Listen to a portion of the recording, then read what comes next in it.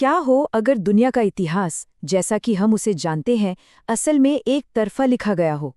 आज हम कर्मा नायक के डीएनए उलगुलान नाम के एक घोषणा पत्र की गहराइयों में उतर रहे हैं। ये एक ऐसा टेक्स्ट है जो हमारे इतिहास और आज की दुनिया को देखने के नजरिए को सीधी चुनौती देता है। तो चलिए देखते हैं कि ये विवादास्पद नजरिया दुनिया को किस तरह से देखता है। घोषणा पत्र की शुरुआत ही इसी एक दमदार लाइन से होती है। आप देखिए, ये एक वाक्य ही एक ऐसे ग्लोबल संघर्ष की जमीन तैयार कर देता है जो इस पूरे टेक्स्ट की बुनियाद है। ये एक ऐसी कहानी बताने का दावा करता है जो विजेताओं ने नहीं बल्कि बनाने वालों ने लिखी है, और इसी एक दावे के साथ ये पूरी मानवता को दो हिस्सों में बांट देता है। तो इस संघर्ष के बिल्कुल केंद्र में दो विरोधी ग्रुप्स हैं। इस घोषणा पत्र के तर्क को पूरी तरह से समझने के लिए हमें सबसे पहले ये समझना होगा कि ये दो ग्रुप्स कौन हैं और टेक्स्ट के अनुसार ये किसका प्रतिनिधित्व करते हैं। पहला ग्रुप है रक्षक। अब घोषणा पत्र के अनुसार ये दुनिया के वो मूल निवासी हैं, वो लोग जो जमीन से जुड़े हैं, जो कुछ बनाते हैं, जो सभ्यता को पालते पोसते हैं। सोचिए, किसान, कारीगर, निर्माता, वो लोग जो समाज की नींव रखते हैं। टेक्स्ट का तर्क ये है कि यही वो 90% आबादी है जो दुनिया को असल में बनाती है। और फिर रक्षकों के ठीक उलट घोषणा पत्र हमें सिंडिकेट से मिलवाता है। इस टेक्स्ट के मुताबिक ये 10% की माइनॉरिटी एक शिकारी, खानाबदोश ताकत है जो बनाने के बजाय छीनने में यकीन रखती है। इनका रिश्ता जमीन से नहीं बल्कि सत्ता से है, और इनकी विरासत जीत और शोषण पर बनी हुई है। तो इन दोनों ग्रुप्स के बीच का जो गहरा फर्क है, उसे दिखाने के लिए घोषणा पत्र कुछ मजबूत मेटाफर्स का इस्तेमाल करता है। देखिए, रक्षक जो हैं वो स्थिर सागर और बुद्धिमान हाथी की तरह हैं, जमीन से जुड़े और शांतिप्रिय। और दूसरी तरफ सिंडिकेट एक जड़हीन नाली और शिकारी शेर की तरह है, आक्रामक और हमेशा आगे बढ़ने वाला। टेक्स्ट के अनुसार ये सिर्फ बर्ताव का फर्क नहीं है, ये एक फंडामेंटली अलग डीएनए है। तो सवाल ये उठता है कि ये दो ग्रुप्स जिनमें इतना गहरा विरोध है, एक साथ रहते कैसे हैं? और ज्यादातर आबादी होने के बावजूद रक्षक कंट्रोल में क्यों नहीं है?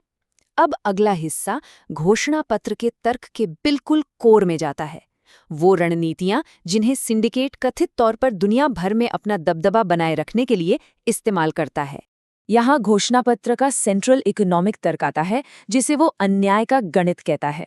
आइडिया बहुत सीधा सा है कि 10% आबादी यानी सिंडिकेट दुनिया के 90% रिसोर्सेज को कंट्रोल करती है। वो रिसोर्सेज जो असल में 90% रक्षकों ने बनाए थे। और टेक्स्ट के मुताबिक ये एक ऐसा इम्बैलेंस है जो पूरी ग्लोबल हिस्ट्री में बना रहा है। तो फिर अगला सवाल ये है कि 10% आबादी 90% को कंट्रोल कैसे करती है?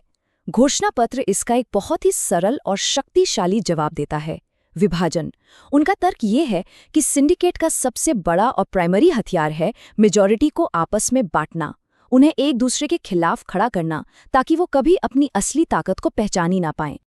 और यहीं पर घोषणा पत्र अपना एक सबसे, कह सकते हैं, चौंकाने वाला दावा करता है। इसका तर्क है कि भारत में जातिवाद और अमेरिका में नस्लवाद असल में एक ही सिक्के के दो पहलू हैं। दोनों को सिंडिकेट ने रक्षक मेजॉरिटी को बांटने के लिए डिजाइन किया था। ये वही बांटो और राज करो की स्ट्रैटेजी है जिसे अलग अलग कल्चर के हिसाब से बदल दिया गया।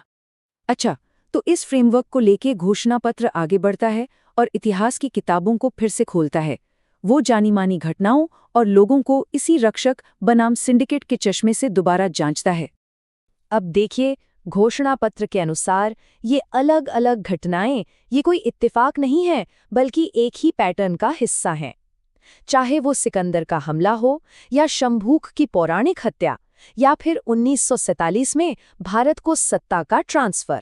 टेक्स्ट का तर्क है कि ये सभी सिंडिकेट द्वारा अपना कंट्रोल बनाए रखने के ही उदाहरण हैं। ये एक ही कहानी है जो सदियों से बार बार दोहराई जा रही है। और ये सब हमें आज के दौर में ले आता है। घोषणा पत्र का तर्क इस एक लाइन में सिमट जाता है। यह संवैधानिक भ्रम का आइडिया सामने रखता है। मतलब ये दावा करता है कि असली पावर का ट्रांसफर तो कभी हुआ ही नहीं, बस कंट्रोल करने वाला चेहरा बदल गया। जहां वोट देने का हक तो मिला, पर असल में राज करने का हक नहीं मिला।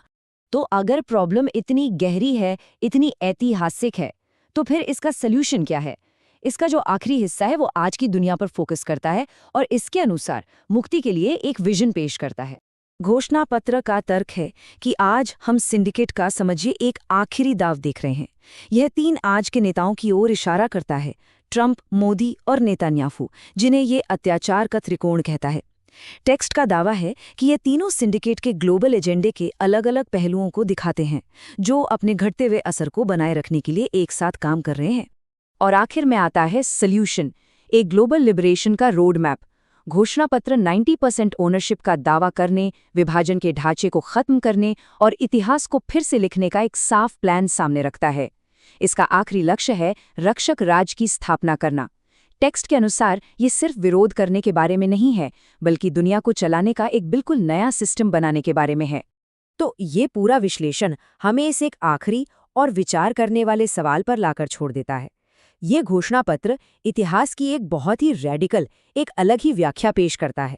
अब इस नज़रिए को अपनाने का मतलब क्या हो सकता है, और जब दुनिया को इस चश्मे से देखा जाता है तो क्या उभर कर सामने आता है, ये सोचना हर किसी पर है।